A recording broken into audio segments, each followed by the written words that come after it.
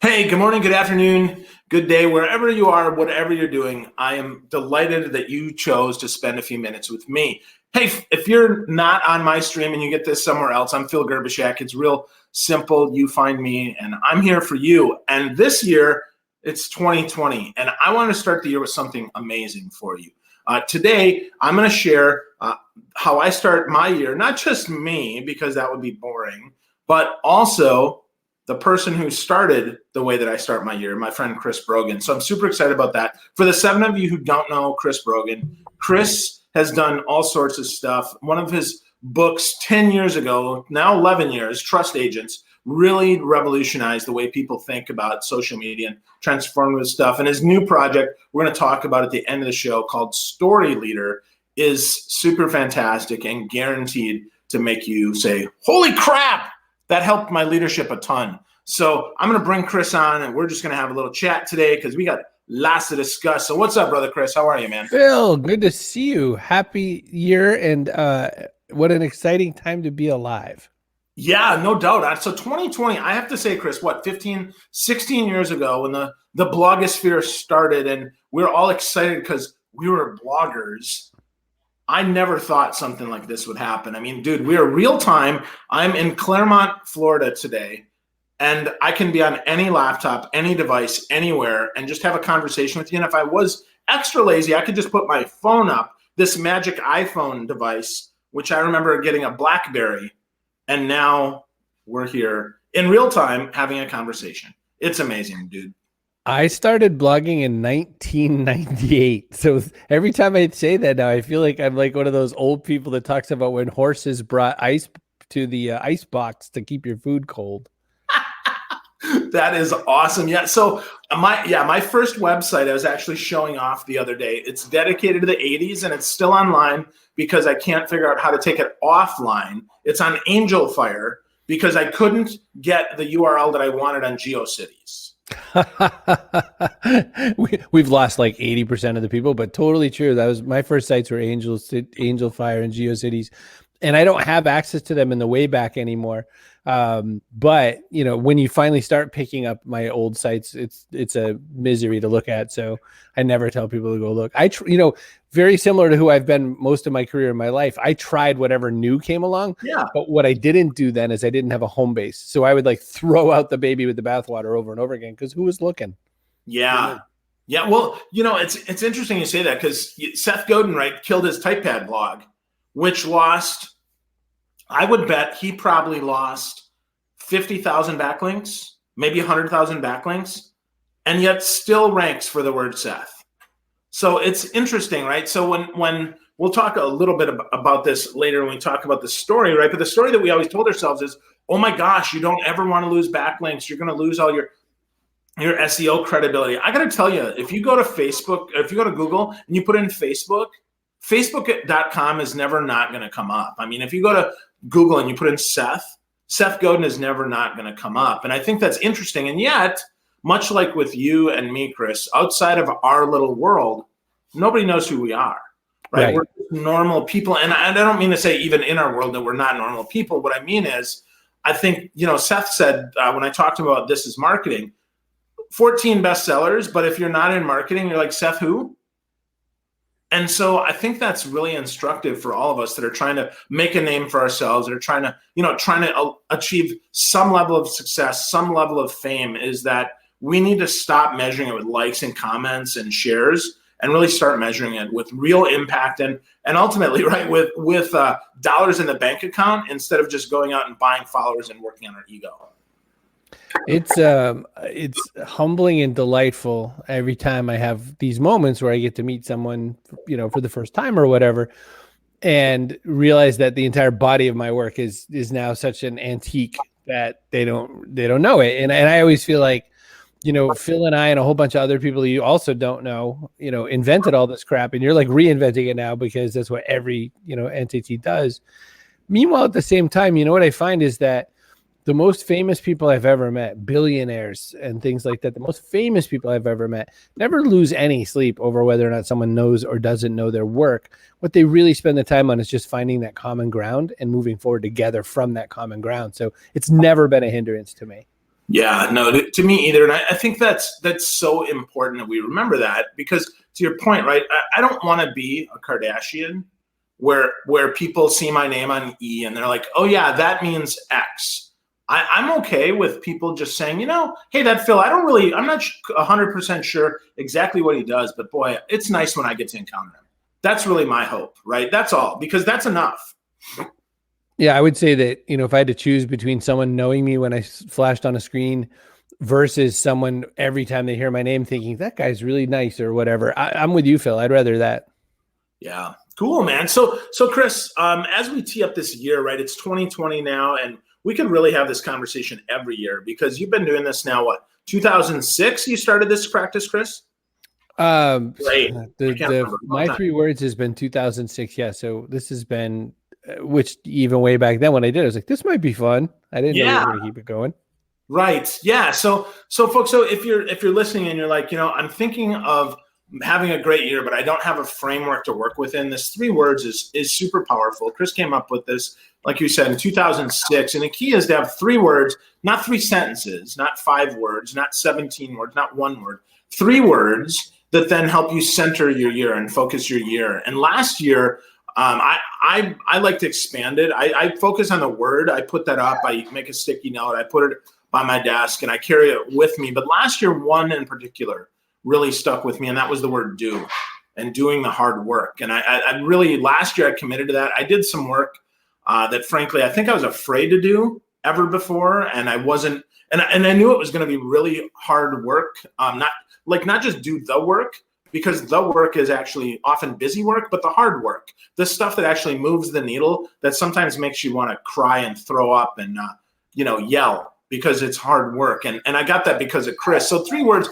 So Chris, why did you find that 3 words works? Well, so one of the first things I always tell people about the 3 words concept is that all the words have to mean something. There can't be filler words. So if you did something like do the work, then the's a wasted word. It's not getting you anywhere. So what I always tell people is, first off, 3 words, because triangles allow us better understanding. So in doing mapping, for instance, we have an X and a Y axis, and then we have a Z axis. That's how everything is, located on the planet. Is, we know if something's left or right. We know if something is up or down. Then we know if it's, near or far, to use Grover from Sesame Street. So in kind of plotting a course through life, a smart Marine knows that they need to know more than 2 waypoints to guide yourself from. So that's how I picked 3 words. It's the only reason that I picked 3 words. The 1 year I cheated and used 4 words was abysmal. And anytime I've ever tried to cheat on my 3 words and try to pack extra meaning into them beyond their 3-ness, I usually don't have the best success either. So we shall see, because when we talk about my 3 words for 2020, I made up a word that cheats. So we'll see how I do. Yeah, I don't think it's really cheating though, Chris. I really think what it is it's finding words that have that meaning, whether or not they're your words or they're the world's words. I think it's important, because what I find anyways, they're touch points, right? They're really points where I can touch down and say, this is my focus when I do fall away. I mean, your point about wayfinding, right? I think we're all kind of quartermasters in the world. We're all looking for our way, trying to find the way to whatever our goal is, right? As I look out across the way, where is that? And it's often over the horizon. It's not near term, which is interesting to me, because I struggle with that too. I mean, sometimes I look way too far and I miss what's in front of me. So by having these words that give me that kind of maybe third of the way or month of the way touchdown, that I can say, okay, let's bring it back to 0, because otherwise, if I get 1 degree off, and they keep going 1 degree off and 1 degree off, I mean, an airplane is going to come back, but a ship is not. And I think I'm more like a ship, where I'm just going to keep drifting off. And I was headed for Antarctica, which is due south, and I ended up instead in Wisconsin, which is due north. And that's not going to be helpful. So these 3 words help me with that. So let's talk, Chris. That's pretty simple, right? They have that framework, 3 words. Don't overcomplicate it. Don't add any filler words. Have real words. I think one of the other ththings that's helpful is if we think of them as either an action or we think of them as a noun. I think it's important, right? Because like Steve Farber writes about love as a killer. is just damn good business. And love is an active verb, right? It's not love like I love you, but to love. And I think that's important. So it's okay that you could go either way, but I think you need to understand what you mean by that. So Chris, what are your 3 words this year, dude? For 2020, my 3 words, very similar to your do word. I have one called push. My first one is push, which means when you're a little stuck somewhere, you got to push. You got to get out and push and get through the next piece. And when I took up running, hard to believe when you look at me now, but I was just as fat when I took up running at the end of 2003. And I got all the way to running and completing a trail marathon in 2004 and several other distances along that way. And I had a mantra that I kept using called dig in and push, which is like, I don't want to be at the gym. I'm just going to dig in and I'm going to push and I'm just going to get it done. So push is number 1. Second word is the word I faked and made up. And someone said to me, well, that's kind of like the word process. I said, I know, except the word process won't get me out of bed. The second word I used is made up. It's called structurequence, and it is sequence and structure mixed together, because we need to have a structure around things, but we also need a sequence. When you make a cake, you do the dry ingredients over here, you do the wet ingredients over here, and you do this. If you throw it all together, the cake doesn't work. It doesn't happen. So you need structure and sequence. And I think that both of those things kind of together, they're like a little, tag team. You can't have one without the other. It's like water is hydrogen and oxygen. It can't be not one. The third is package. And I blanked for a second. The third is package. And package in this case is both the verb and the noun. It's the idea that, you really have to kind of put a package around your production and your effort and all that. So one of the things I've done for many, many, many years is I very much value sort of improv. I value kind of raw, direct, straightforward. This is the first time I've ever said it, so it's the first time you've ever heard it kind of interaction. But there's something to be said about doing more work to package and prepare my thoughts better and to organize information better so that I'm delivering the absolute best possible version of what I want to share with people every time. So as a professional speaker, as a consultant, any of the different ways that I use my skills, talents, knowledge, and voice, I need to package a lot better and make sure people get, put together with it. So those are my 3 words. Cool. I think, let me start with package, because I want to unpack that a little bit, because I want people to hear this is not necessarily don't ship and wait for perfection.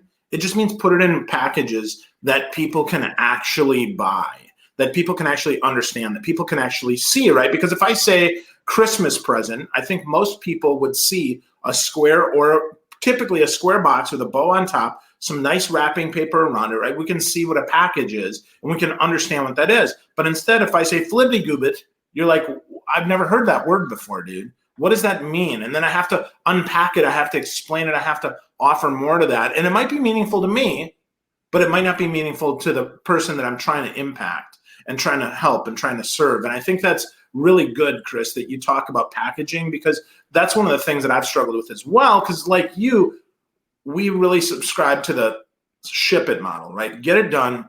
Done is always better than perfect. And we're not saying that's not true.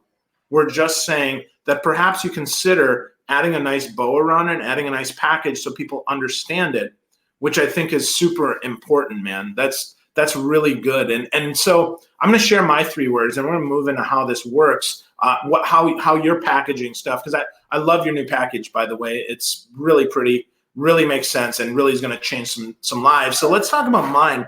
My first word is gratitude, which I think that's a big one for me. I've been practicing all of 2019. I practice my gratitude every day. I start my day with three things that I am super grateful for right now. Like not like esoteric, hey, might be grateful one day. No, right now I try to think about that, and it helps me frame my day, because if I'm grateful for that stuff, then the rest of the day is already a win.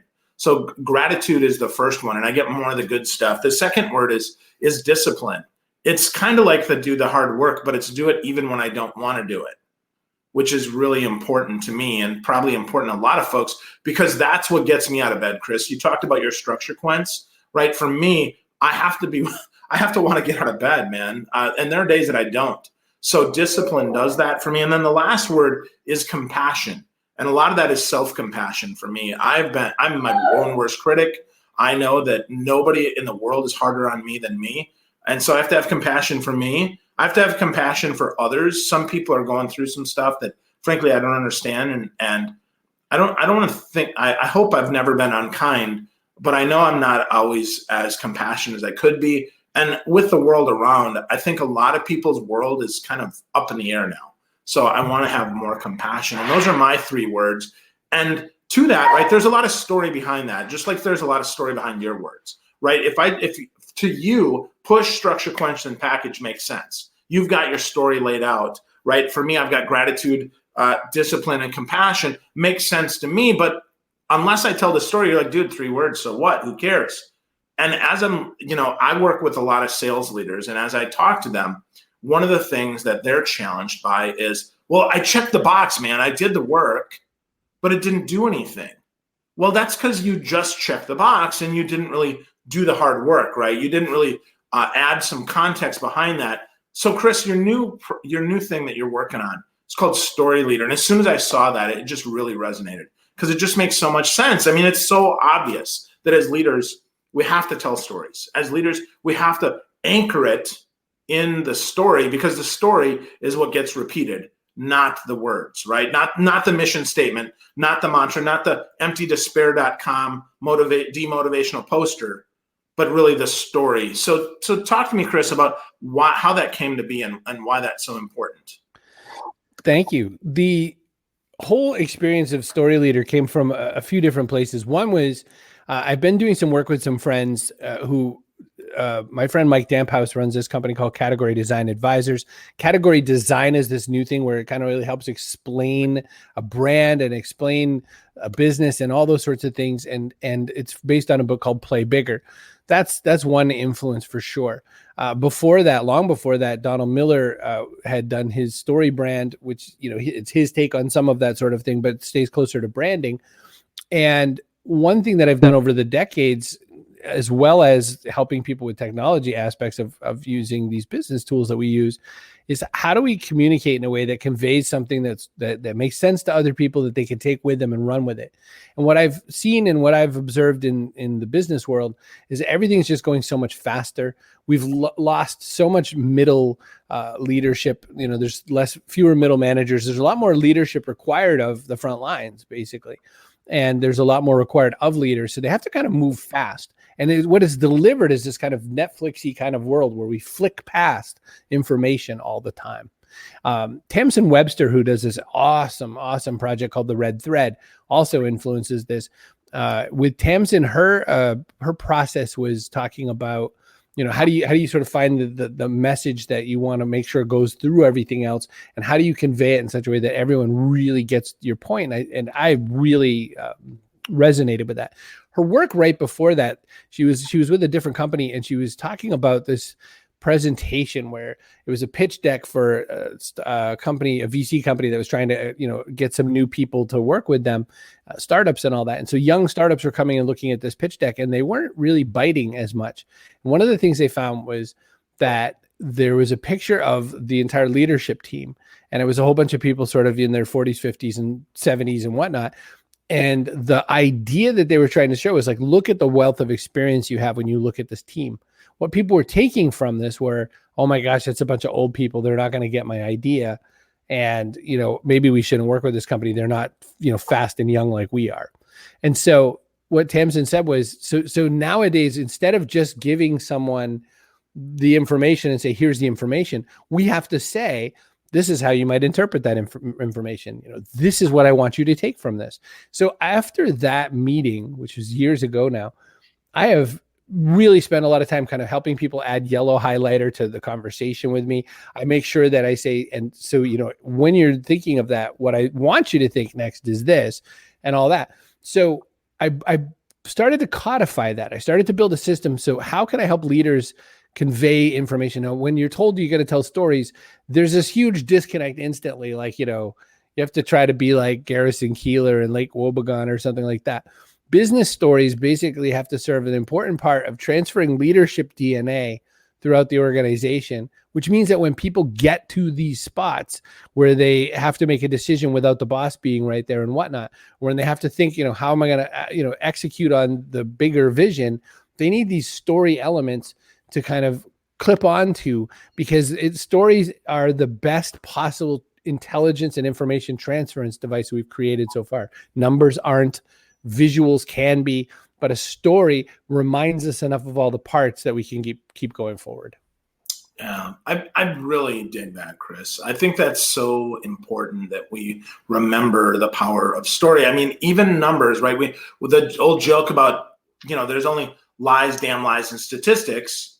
Well, that's because numbers can tell us anything we want, right? I mean, if I think about, some of the folks that I'm working with right now, I mean, 99% quota attainment, which is fantastic and a letdown and not enough information, right? It's fantastic because 99% is almost perfect, almost 100%. It's not 100%, so we didn't attain goal, but so what? But if we talk about how perhaps at the mid-year, we're at like 41%, and we made up 58% of the ground in the last 6 months of the year. And in fact, we made up 30% of the ground in the last month. And here's how we did that, through this and this and that. And this was what's different. And here's how you can do this too, so that next year we can get 180% quota attainment. Well, now I can remember, you did this, right? Because it had a hero, it had a protagonist, right? It had some color behind that, right? It's important that we have some Bob Costas behind that, right? Someone that offers that color that can explain that. And then we need the play-by-play. We need the Bob Euchre there, because if they play off each other, now we've got some powerful story instead of 99% quota attainment. Is that kind of what you're getting at here, bro? 100%. There's a few elements that are real easy to transfer to business all the time, and we use them all the time. We just the only difference between what I'm talking about and in this versus how we do a lot of what we do is we do a lot of what we're doing informally and unevenly, right? So there's the challenge is you've got one really great storyteller and you've got 9 people who aren't really using any of those kinds of tools, or worse, they're taking their perception of the story and trying to tell it, and they're just using all the wrong elements of it. Someone said if you watch Jaws backwards, it's basically the story of a shark who got sick and threw up a whole bunch of people, and they open up a beach, right? So there's all kinds of ways that you can sort of look at things a little incorrectly and maybe not get the right story. I was, by the way, hilarious to me is that as an author, a very long time author now, multiple books, I'm working on my 10th, and then my 11th is really close behind it. I can't figure out theme. Whenever someone says to me in a work of fiction, what's the theme? I always get it wrong. So in story, for instance, one thing that we use and can use more is analogy. So I was talking to somebody about their business process problem right now is that they're very used to recommending what everyone else has recommended and just saying we can do it better, but never, ever, ever bringing innovation. Also filling out the RFP line by line, never offering a serving suggestion ahead of time. And so I came up with some stories that would kind of help with that. And in the process, I would say, and they don't have to be like, well, let me tell you about my grandfather. But, you can say, imagine you're really darn good at making hamburgers, but you're supposed to be a sushi chef. Maybe there's some value still on what you're going to do with hamburgers. And maybe you need to break that off and make another little unit of that. And maybe that's better served to have 2 really distinct businesses in that case, et cetera. So when you start talking like that, when you start using analogy as one of the tools for story, then people go, oh yeah, I use analogy all the time. And you're like, right. But now you have to kind of keep doing it as a practice. And you have to keep doing it in a way that you really clear the part that people are walking away from with it. The other thing with kind of the story leader style or method or the system that I'm putting together out there is that we don't actually ask the question of, if I need to convey some information, I'm going to go in and I'm going to speak to my junior sales guys, let's say, what do I need this story to do? So the very first question in story leaders, what's the function of this story I have to tell? So the function is, like you said, Phil, I need to get them to get towards 180%, not be thrilled that they got 99%. And the way I'm going to do that is I'm going to need to show them how consistent daily action is where we're at. So what kind of a story can I tell for consistent daily action? That's the function of the story, right? Then there's the payload. What do they need to know afterwards? They need to know that, I need to be taking consistent daily action, and that's what the bosses want, et cetera, et cetera. And that's what's going to happen. Who's this audience? Well, there are people who hate being distracted. There are people who have way more excuses than they have, time to answer the problems, et cetera. And you just walk through all these elements and you practice it, and you sort of figure out, okay, well, this is a good way to convey this. And you really try to lay out the most easy way to say it. And then you start looking for some color phrasing that's going to make it easier for people to pick up. Ever since I think 2005 or so, I've written a phrase, give your ideas handles, which means make it so that the other person can take the idea out with the little suitcase handle and run with it and use it as their own as much as they want. That's the best way to get, ideas to spread and be useful, is if you can pick them up and run with them. So that's the gist of it. That's why I started putting it together. And that's kind of how it starts to work. And it's built as a leadership training system. So the idea is that at any level of leadership, everyone needs a little bit more help with this kind of stuff. Everyone wants help with clarity. Everyone wants help with brevity. We've all talked to people who they can in no way communicate their point small enough, brief enough that people can get it. I get emails that are like 4,000 words long, and I check out somewhere around word 300 or so, and I'm done. I can't read any more of it. And this is somebody who spent a lot of time and thought writing something to me, but they wrote me a novelette. And so it's just not going to get read. Well, the business world, we're talking 300 words or less now, so I need to show people how they could get clear, brief, concise, memorable stories into our heads, because that is, that's how you're going to use stories to do the heavy lifting. You're going to remember more with a story than you ever are with just a number. Yeah, absolutely. I think that brevity, that's one of our advantages, Chris, is that we kind of grew up, if you will, on Twitter, where we had 140 characters to get a story across even before you could add a link. Because if you weren't snappy there, you couldn't get people's attention. Well, now we write the headline, we spend time on that, and then we move to this story piece as leaders, right? It used to be we had hour-long team meetings. Well, now we've got 15-minute pop-ups. Now, do some meetings still go an hour? Sure they do. But a 3 to 5 minute pop-up is super powerful too, because if we're tight, right? If we're tight and we're holding people accountable and we're saying, okay, Chris, you said last meeting you're going to do this. What's your update? And we get right to the point, I think we've got opportunity there. And I think that's really important. What I do with my teams is I call it 5 with Phil, right? It's 5 minutes or less. In fact, I don't think I've ever gone a full 5 minutes on any of the videos to help them get right to the point, to help them see one thing that they can do differently this week, this month, this quarter, differently, so that they can excel. And I think that's super, super important that we offer those and then wrap that in a story of how that helps them. Because, and I miss this sometimes too, right? I miss giving it that handle that they can actually take it home with. And I think that's really important. So Chris, as we start thinking about this, how do we start the process for becoming a story leader? Like, is there a mindset we need to do? Do we need to write something out? I mean, what's the very first thing that we can do to become a story leader? Very first is always to remember. So I've said this in business marketing for a very, very, very long time, which is no matter what, make your buyer the hero. I've said it. I see it get quoted all the time with my little stupid head and my name underneath it, and then somebody else's logo and their stupid website. But in this case, no matter what, make your listener the hero too. One thing that we do a lot wrong, especially when the stories are kind of made to educate someone who needs to be educated. There's times to slap people. I say that lovingly. There's times to slap people and say, you've done poorly here, you're a bad person, or whatever. But there are many more times where guidance is going to help more. So the first thought I always have is if you're the story leader, then make the recipient of the story the hero. So if you're going to educate them. Second, you always have to think about the wrapper of the story. The very first thing of the story, besides I already said function is the first thing. What's the goal? You always start with a goal. Like, what does this thing have to do for me? Well, I need to get this person to remember that after every single phone call, then is the time to write the notes. They're never going to put it in the CRM. Otherwise, they're going to consider the CRM their back duties, and they're never going to do it. And that's why we have no data on any of our sales leads or whatever, right? So payload. So you have to think, that's what I need. I need to have them take the 3 right then. It's only 3 minutes. Then what you have to do when you start putting this thing together is you always have to think packaging, which is why it's one of my words for 2020. Packaging means, and in this case, first thing you have to do every time you tell someone a story is you have to disarm them if they're worried about something, right? You bring a junior salesperson into a sales review meeting or whatever, they're already waiting to hear you're fired no matter what. They could be the best one, and they're waiting to hear you're fired because we're built for it. Phil was saying, as being so mean to himself all the time. Self-esteem is everyone's problem. The most confident people still suffer from self-esteem, and you don't know it. Self-esteem issues. So you have to start by saying, I really like what you've been doing. I want to give you some things to think about. The horrible feedback, sentence just almost came in my head. And I have a bit of a story I want to tell you to kind of get you there. My mom, when I was in trouble, used to always start something with, let me tell you a little story.